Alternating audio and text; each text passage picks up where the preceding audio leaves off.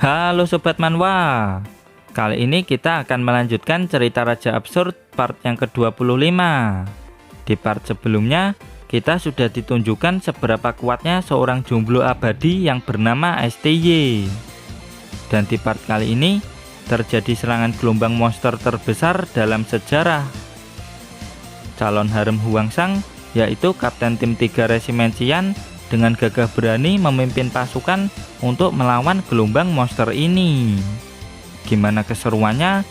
Tanpa basa-basi lagi, langsung pasang headset dan kita gaskan ke ceritanya di Manhwa Period.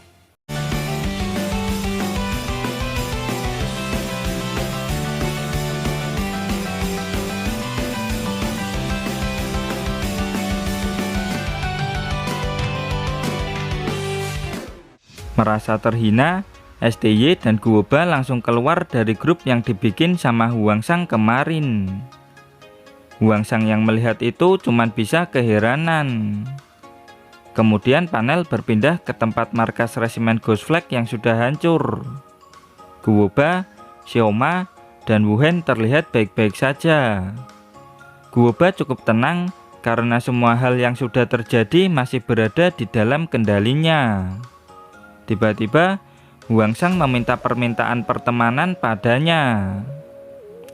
Guoba pun langsung senang setelah mendapatkan sinyal lampu hijau dari Hwangsang. Melalui pesan, Guoba berjanji kalau akan memberi Hwangsang 10 harta karun atau item rank A untuk membantu kultivasi. Tapi Hwangsang membalas kalau Resimen Xian memberi lebih banyak. Xiaoma langsung mengira kalau Hwangsang juga sudah menghubungi STY selaku pemimpin Resimen Xian. Jadi Guoba harus pinter-pinter negosiasi supaya Hwangsang mau memihaknya. Di tempat Hwangsang, dia melakukan trik ini supaya bisa mendapat item lebih banyak. Manyu mengira kalau Hwangsang mau memanfaatkan Resimen Ghost Flag. Namun Hwangsang juga melakukan hal yang sama ke STY. Hwangsang menjelaskan kalau ini itu adalah trik dasar marketing. Kalau seseorang tidak menguasai trik dasar ini, mereka akan jadi miskin selamanya. Hwangsang akan bekerja sama dengan pihak yang memberikannya keuntungan yang jauh lebih besar. Hal ini seolah-olah Hwangsang itu memiliki nilai jual yang sangat tinggi, sehingga membuat kedua pemimpin Golden Core seperti menyembah Hwangsang. Gara-gara sudah mengantuk, Hwangsang akan melanjutkan negosiasinya besok pagi. Dan singkat cerita, panel berpindah ke area C, wilayah domba kota Heisui. Di benteng pertahanan, sekelompok orang sedang berjaga. Tapi beberapa di antara mereka ada yang mabuk. Para pemabuk ini yakin kalau tidak akan ada monster yang menyerang kota. Darto sangat yakin akan hal ini, karena konsentrasi energi spiritual di area domba itu terlalu rendah, sehingga membuat para monster tidak tertarik ke area domba. Malam itu jauh lebih tenang daripada malam-malam sebelumnya, makanya mereka semua bisa sesantai ini. Tiba-tiba, si Gondrong menyadari sesuatu. Dia merasakan getaran-getaran kecil yang semakin lama semakin terasa. Gak pakai lama, dia langsung melihat keadaan sekitar dengan teropongnya. Dan terlihat gelombang monster dalam jumlah besar dari kejauhan. Monster-monster itu bergerak dari area C menuju area A. Dan untungnya, gelombang monster itu tidak menyerang kota Heisui. Tapi anehnya, mereka tidak mendapat kabar dari kota Tianlun yang berada di selatan. Si Gondrong yakin kalau orang-orang di kota Tianlun sudah tewas sebelum sempat mengirim sinyal peringatan. Gak pakai lama, si Gondrong langsung mengabari pemimpin Resimen Ghost Flag Dong Guoba. Dari atas benteng, si Gondrong merasa kalau fenomena ini sangat aneh. Monster-monster itu harusnya saling memangsa satu sama lain.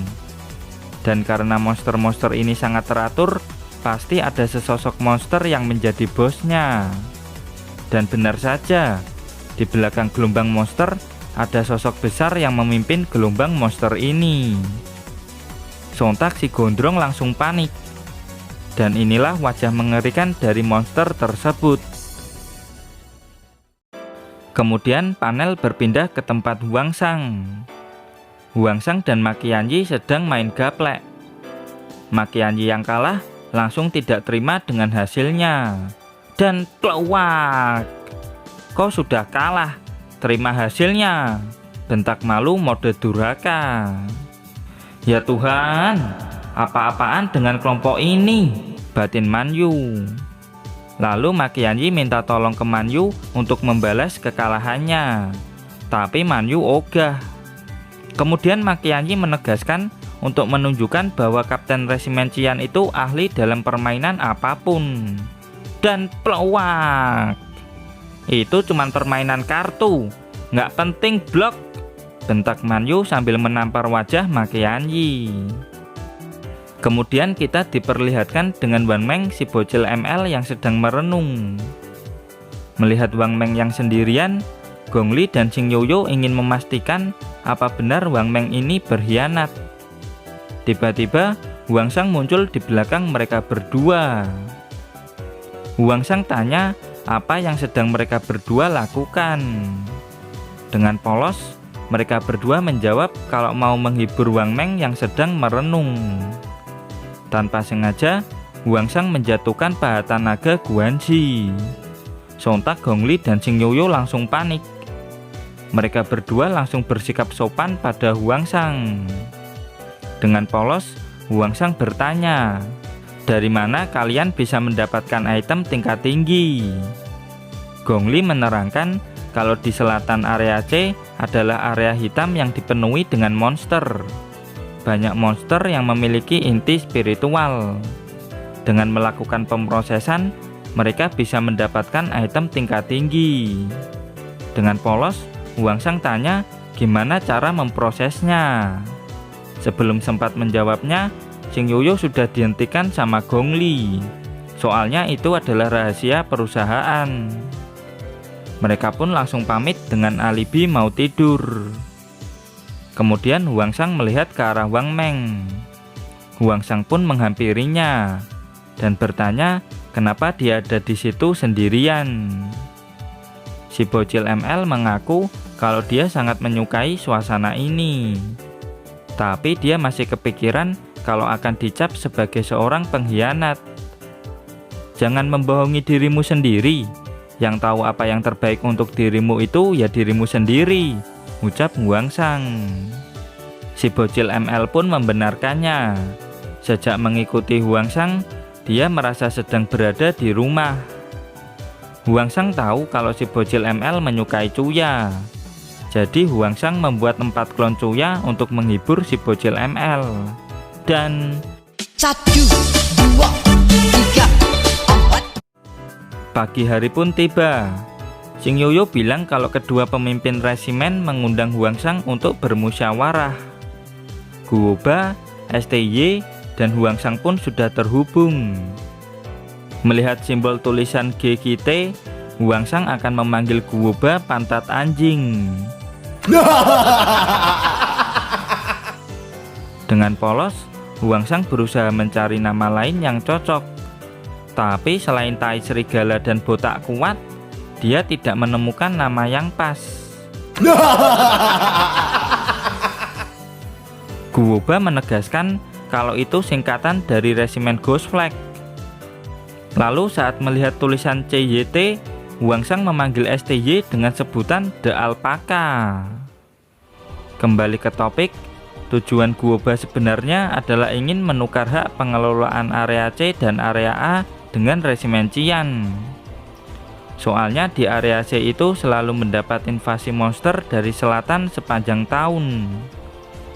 Akibat dari invasi monster itu, lingkungan di area C itu sangat tidak layak huni.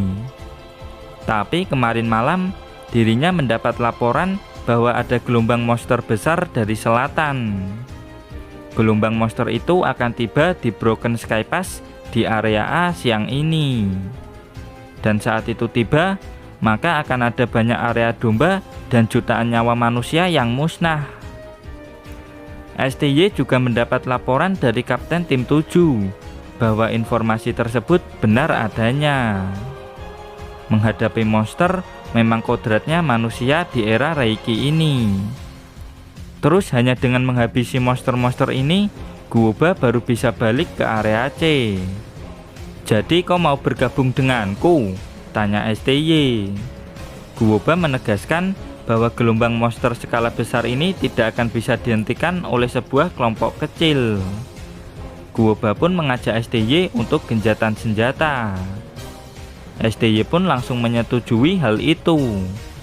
Tapi sebenarnya mereka berdua juga memiliki rencananya sendiri untuk merekrut Huangsang dengan memanfaatkan insiden ini. Huangsang pun langsung mengajak yang lainnya untuk gas ke garis depan saat ini juga. "Nani!" teriak semua orang yang ada di sana. Ketiga kelompok mulai pergi menuju Broken Sky Pass. Resimen Qian dan Resimen Ghost Flag beraliansi dengan kesepakatan untuk tidak menyerang satu sama lain sampai berhasil mengatasi gelombang monster ini. Kemudian panel berpindah ke area domba Broken Sky Pass. Dengan gagah berani, cewek ini memimpin timnya untuk menahan gelombang monster sampai bala bantuan tiba. Cewek ini bernama Jin Chan. Dia adalah kapten tim 3 Resimen Qian dan berada di ranah kardiak period tingkat lanjut. Selama dia ada di sini, gelombang monster itu tidak akan bisa lewat.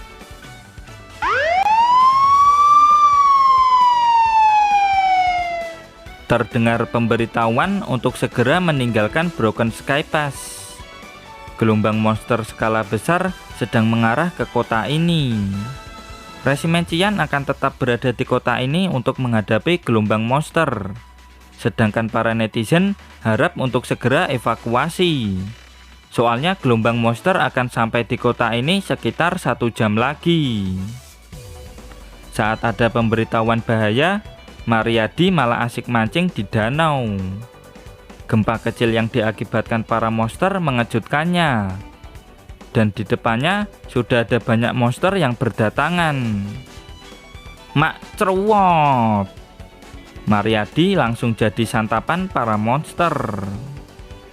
Broken Sky Pass memiliki benteng kokoh dengan 3 gerbang utama, yaitu gerbang A, gerbang B yang ada di tengah, dan gerbang C. Benteng ini merupakan pertahanan terkuat yang dimiliki umat manusia dalam bertahan melawan invasi monster. Para bawahan Jin Chan melapor kalau para warga sudah dievakuasi. Nggak pakai lama, Jin Chan menyuruh semua anggota timnya untuk siap tempur. Gelombang monster kali ini merupakan gelombang monster terbesar yang pernah terjadi. Lalu salah satu bawahannya melapor kalau ada warga yang belum melewati gerbangnya. Rombongan ini terlambat evakuasi. Soalnya 5 menit lagi monster akan mencapai gerbang. Melihat itu, tentu saja Jin Chan tidak akan tinggal diam. Di bawah sana, gelombang monster mulai berdatangan. Endang dan anaknya pun langsung pasrah. Dan dawar. Dengan skill tinju api, Jin Chan datang menyelamatkan mereka berdua. "Kapten, ayo mundur. Monsternya mulai berdatangan," teriak Li Chen. Si Loli pun memanggil Jin Chan bibi dan berterima kasih padanya. Jin Chan membalasnya dengan senyuman. Tapi kalau lain kali si Loli memanggilnya bibi, maka Jin Chan tidak akan menyelamatkannya lagi.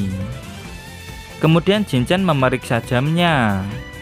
Dia menyuruh untuk membuka gerbang A. Tugas mereka adalah menahan gelombang monster selama 15 menit. Meskipun yang datang masih monster rank C ke bawah, mereka harus tetap berhati-hati. Dari jauh, gelombang monster mulai berdatangan lagi. Rasakan ini, Hiken! Tinju api langsung membakar semua monster yang ada di hadapan Jin Chan. Li Chen dan para bawahannya yang lain juga ikut bantai-bantai. Lalu mereka berdua merasakan tekanan energi spiritual yang cukup kuat. "Kalian minggir dulu," teriaknya.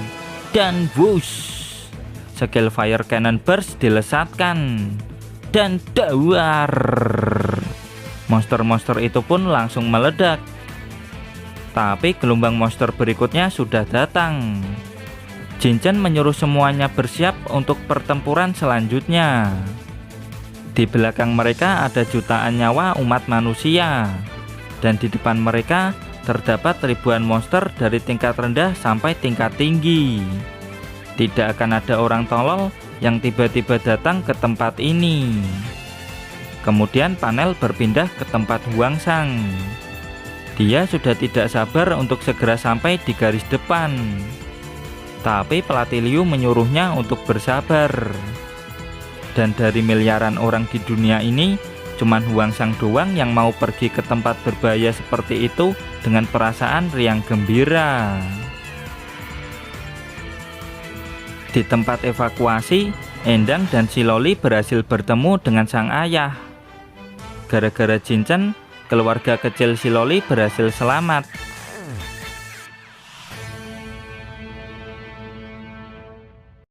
Keadaan di gerbang semakin parah.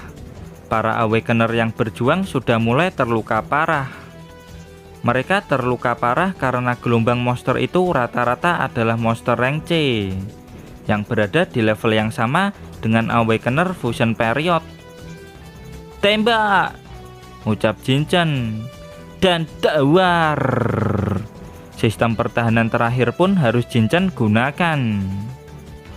Kedua bawahannya ini takjub dengan formasi pertahanan buatan kaptennya ini. Namun pertahanan ini saja masih belum cukup. Soalnya di bawah sana ada monster rank C yang bisa menahan serangannya Jinchen. Nggak pakai lama, Jinchen langsung terjun ke bawah. Dan dawar! Dia menghancurkan monster kura-kura dengan skill Fire Fist. Lalu dari kejauhan, gelombang monster mulai menyerangnya. Nggak pakai lama, Jinchen langsung mengeluarkan Fireball. Dan dawar! Monster-monster itu pun langsung meledak. Setelah itu, dia mengangkat telepon dari STY. Di sini STY menginfokan kalau bala bantuan akan datang kurang lebih 3 jam lagi. STY juga menambahi untuk membiarkan resimen Ghost Flag yang akan datang nanti tewas. Tapi Jinchen khawatir kalau dirinya dan tim 3 tidak akan bisa bertahan selama itu. Lalu STY menyuruhnya untuk mundur. Nyawa Jinchen jauh lebih berharga ketimbang jutaan netizen yang ada di sana. Tapi Jinchen tidak sejahat itu sampai harus mengorbankan para netizen tidak bersalah hanya untuk selamat sendirian. Lalu STY mencoba mencari alternatif lain.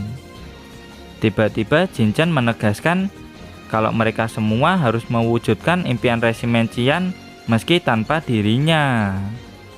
Hidup Resimen Qian, ucap Jinchen sebelum menutup telepon. STY yang mendengar itu, poin optimisnya mulai turun drastis. Kemudian panel berpindah ke tempat Guoba yang sedang OTW ke Broken Sky Pass dengan santuy. Gelombang monster sudah sampai ke area A. Mau nggak mau, STY harus turun tangan jika tidak mau area dombanya hancur. Dan jika STY nanti terjun ke pertempuran, ada kesempatan bagi Guoba untuk membunuhnya. Dengan senang hati, Zhang Nongwan dan Wu Hen akan membantu pemimpinnya ini. Tiba-tiba, Guoba mendapat telepon dari STY. Halo STY, kau tenang saja, aku sudah OTW dengan pesawatku, ucap Guoba dengan santuy. Pemimpin, tolong aku, teriak Soma. Nani, kenapa kau ada di situ? Teriak Guoba. Aku tidak bisa ke sana dengan cepat, jadi kau harus ke sana secepat mungkin. Jika kapten tim 3ku sampai mati, maka loli tercintamu ini juga akan mati. Mengerti? Ancam STY sambil memukul Soma biar teriak tambah kenceng. Hentikan brengsek, aku akan segera ke sana. Jangan lukai dia, ujar Guoba. Sontak Guoba langsung gaspol menuju Broken Sky Pass. Jinchen dan tim 3 masih berusaha mati-matian menghadapi gelombang monster ini. Di sisi lain, Guoba dan Huangsang sudah OTW secepat mungkin ke sana. Di markas, STY masih rebahan santuy sambil menyandra Xiaoma. STY berada di lantai 15. Sedangkan di lantai 12 ada 2 orang yang terlupakan. "Pemimpin, apa kau melupakanku? Padahal kau ada di lantai atas. Kenapa tidak menyelamatkanku?" ucap Sojun sambil nangis. Kondisi sekarang, STY sedang berada di kota Qian menyandra Xiaoma. Guoba, Huangsang, dan pasukan tambahan dari tim 5 dan pembunuh Lone Wolf sudah OTW ke Broken Sky Pass. Kapten tim 7 Resimen Qian sedang melindungi tempat evakuasi para netizen. Sedangkan Jinchen dan tim 3 berada di garis depan menghadapi gelombang monster secara langsung. "Kenapa nggak sampai-sampai sih?" tanya Huangsang. Pelatih Liu bilang kalau mereka sudah berada di kecepatan tertinggi. Masih butuh waktu sekitar 3 jam untuk sampai ke sana karena jaraknya masih 400 km lagi. Skill spiritual enchant Sonic Flash mampu menteleport Huangsang dalam jarak radius 100 km. Dengan skill ini, dia bisa sampai di sana 1 jam lebih cepat. "Ayo pelatih, gas lebih cepat," ucap Huangsang dengan mata berbinar-binar. Kemudian, panel berpindah ke medan pertempuran. Monster-monster dengan pertahanan keras mulai menyerang. Dan sering. Skill tebasan beruntunnya Li Chen tidak mempan pada si monster badak. Dan dawas, dia pun dihempaskan oleh monster lain. Bambang menyuruh si botak untuk membawa Li Chen pergi dari sini. Dan dawas, karena lengah, Bambang langsung diseruduk oleh monster badak yang lain. Dan dawar, Jinchen datang dan langsung meledakkan monster badak itu. Jinchen bilang bahwa bala bantuan akan datang 3 jam lagi. Mereka harus sabar dan tidak boleh bertempur dengan barbar. Jadi mereka akan melakukan strategi rotasi. Dan belar, fire cannon burst, Jinchen tembakan. Terlihat kalau dia sudah mulai mencapai batasnya. Saat lagi bertarung, Jinchen mendapat laporan. Para netizen yang sedang evakuasi sedang dihadang oleh monster. Para penjaga yang ada di sana tidak bisa mengatasinya. Sementara itu, di garis depan Jinchen juga butuh bantuan tenaga. Tapi kalau dia tidak mengirim bantuan ke sana, maka para netizen bisa mati dibantai monster. Kemudian panel berpindah ke sisi utara Broken Sky Pass. Evakuasi sedang terhambat karena muncul monster di depan. Hal ini jadi tambah parah gara-gara orang ini. "Aku ini kepala biro pajak. Seharusnya para penjaga lebih memprioritaskan diriku daripada anak-anak," ujarnya. Salah satu penjaga menjelaskan kalau prioritas utama untuk dilindungi itu adalah anak-anak dan wanita. Tapi bos pajak ini bodoh amat dan malah mengacungkan pistolnya pada guru dan anak-anak TK yang ada di sana. "Jangan lukai anak-anak ini," ujar bu guru. "Di dunia ini, kepala pajak itu selalu benar," tegasnya. Tiba-tiba, monster ikan muncul di sana. "Kenapa monster-monster itu udah sampai di sini?" teriak bos pajak. Sontak semua netizen termasuk bos pajak langsung lari dari tempat itu. Bos pajak ini tanpa dosa mengorbankan anak TK supaya bisa selamat. Si bocil pun terjatuh dan dihampiri oleh monster ikan. Bu guru menyuruh kedua anak ini lari, tapi sudah terlambat. Kedua anak ini sudah ketakutan. Dan celing, tiba-tiba Huangsang, Xiaoyu, Chouya, dan bocil ML muncul di sana. "Nani, kenapa tiba-tiba mereka muncul?" ujar mereka bertiga. Tanpa mereka sadari, si bocil ML dimakan oleh monster ikan. Huangsang akan langsung menuju ke garis depan. Sedangkan Xiaoyu dan Chuya akan mengatasi masalah yang ada di sini dulu. Karena kedatangan Huangsang, dua anak TK ini berhasil selamat. Tiba-tiba, monster ikan bertingkah aneh, terus langsung membeku. Dan wata! Si bocil ML keluar dari dalam tubuh si monster ikan. Nani, bocil itu bisa membunuh monster dengan sangat mudah, ujar bos pajak. Hati-hati Cil, di belakang kalian masih ada monster, teriak bu guru. Lalu dengan mudah si bocil ML membekukannya. Sedangkan Xiaoyu juga dengan mudah memotong-motong si ikan tersebut. Hei Loli, ikut dengan om yuk, ucap si bos pajak dari belakang. Ada om pedofil, teriak Chuya. Dan dawar, Chuya meledakkan si bos pajak dengan skill Siphon Blast. Itulah akibat menyentuh Loli sembarangan, terang Xiaoyu tanpa dosa. Salah satu petugas melapor ke Jinchen bahwa bala bantuan sudah datang. Jinchen langsung keheranan, seharusnya bala bantuan tidak datang secepat ini.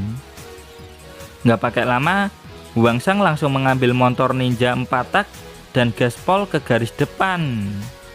Sebentar lagi mereka berdua akan segera bertemu. Dan beruak, Huangsang pun oleng dan terhempas gara-gara nggak bisa naik motor kopling. Sampo dan para bawahannya pun datang untuk membantu, tapi Sampo telat. Terus tanpa dosa, Xiaoyu, Chuya, dan si bocil ML langsung buka lapak jual daging ikan. Para koki membeli daging ikan dari mereka dan buka lapak juga di sana. Karena para netizen juga udah lapar, jadi mereka memutuskan untuk istirahat dulu di sini. Nani, kenapa tiba-tiba jadi absurd gini, jir? Ujar si Sampo. Di sisi lain, Huangsang sedang lari secepat mungkin ke garis depan. Helmi yang melihatnya kebingungan. Ketika semua orang menjauh dari Broken Sky Pass, Huangsang malah pergi ke sana. Di medan perang, Jinchen menyemangati timnya kalau bala bantuan akan datang 2 jam lagi. Di sisi lain, gerbang A hampir hancur. Tim 3 berusaha menahan gerbang mati-matian. Dan belar, gerbang A berhasil dihancurkan. Dan dawar, serangan api menghabisi para monster yang ada di depan gerbang. Rizal senang karena Kapten Jinchen datang. Tidak sampai di situ, Jinchen terus menghujani gerbang A dengan skill fireball-nya. Jinchen sudah babak belur dan sebentar lagi akan mencapai batasnya. Tenang saja, selama ada aku, kalian tidak akan kubiarkan mati, ucap Jinchen yang membuat Rizal terharu.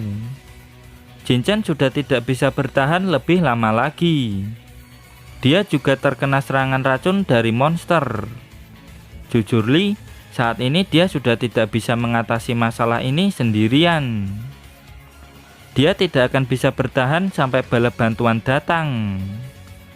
Lalu dia teringat dengan perkataan gurunya. Mode Ignite Soul memang bisa memberikan kekuatan yang luar biasa kuat, tapi resikonya adalah kematian. Meskipun bisa bertahan hidup, Jinchen tidak akan bisa menggunakan kekuatan spiritualnya lagi seumur hidupnya. Tapi ini adalah waktu yang tepat baginya untuk menggunakan skill terlarang ini. Ignite Soul pun diaktifkan. Kekuatan macam apa itu? Teriak Rizal.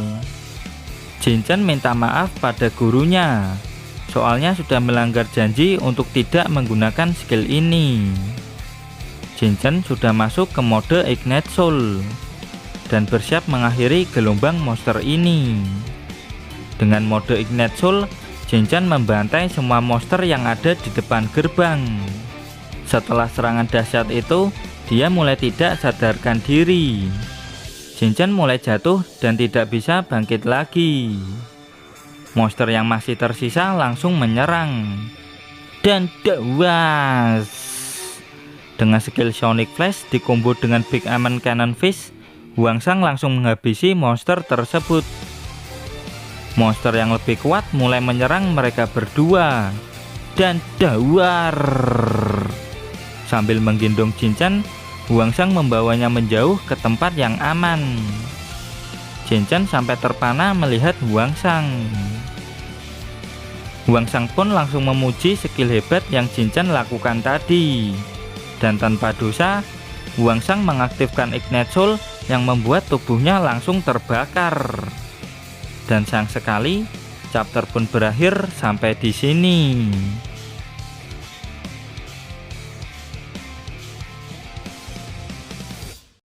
Dan terima kasih buat kalian yang selalu hadir dan komen di setiap video admin. Terus dukung channel ini dengan cara like, comment, subscribe. Dan jangan lupa kultivasikan loncengnya juga. Sampai jumpa lagi di video berikutnya. Bye-bye.